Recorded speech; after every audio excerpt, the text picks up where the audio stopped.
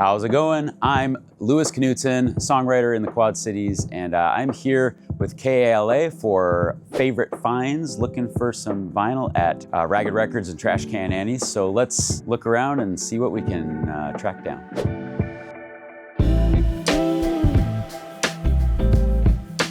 Let's see how good I am at alphabetical order today.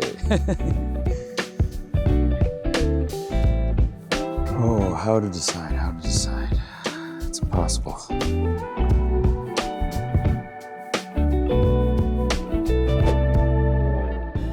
Oh my goodness. When I think about this album, it brings me right back to being 17 years old, driving to my summer jobs in my white 89 Dodge Spirit.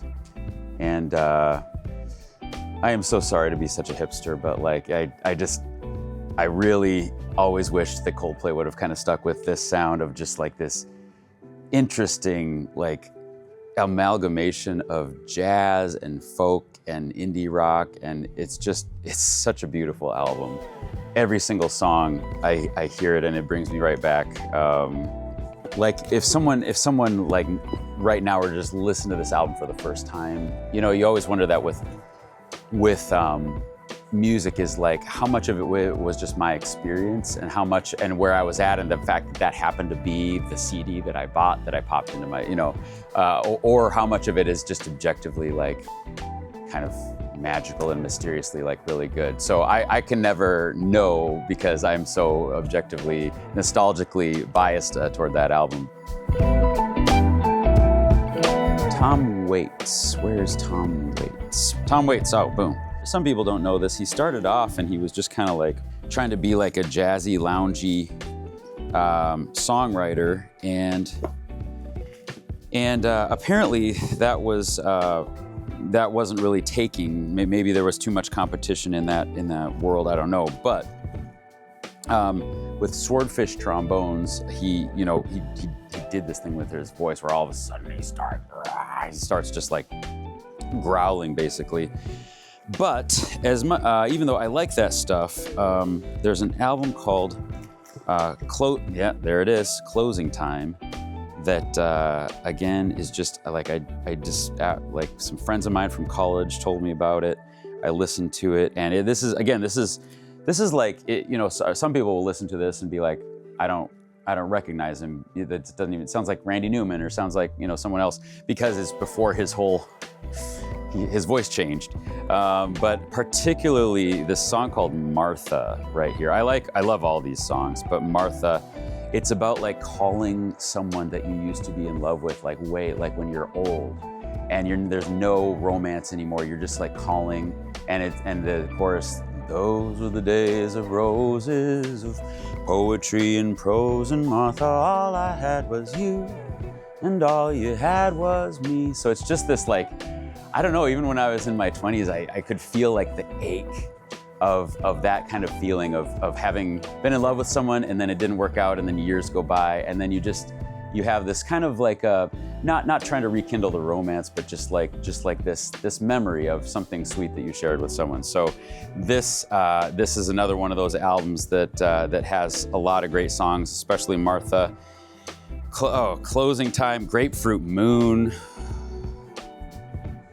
Old 55. I hope that I don't fall in love with you. I love songs that like are about something that, and he's great at this, that are songs that are about something that most people don't write songs about. This is about being at a bar and hoping that you don't fall in love with someone that you just saw, you know, and then the more you tell yourself you hope you don't fall in love with them, of course, at the end of the song is like, and I just fell in love with you. So very, very good album.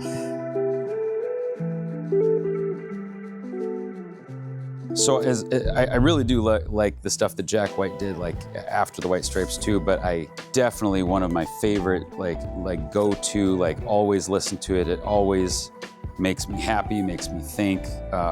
Just again, like combination of nostalgic enjoyment, but also like it just ages really well for me, like this album in particular. And this is the one that has Seven Nation Army on it, but everything on here is all enjoyable. There's these long little interludes. There's something about a squirrel on here, and it's art, you know, it's artistic, and it really, you can hear, there's like an innocence in it. There's like, I mean, it's one of those albums where you hear the little cracks and the pops and someone shuffling in the room and stuff like that, and they left things as, you know, as is so much. So like definitely no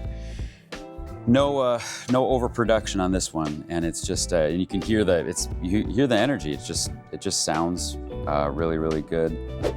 Like late 90s, early 2000s, when I was listening to music, like Jewel got really big, and I would kind of sing along with the songs on the radio, but it wasn't the kind of music that like I was kind of into like harder stuff, or, you know, and so I didn't really notice it and appreciate it for a long time.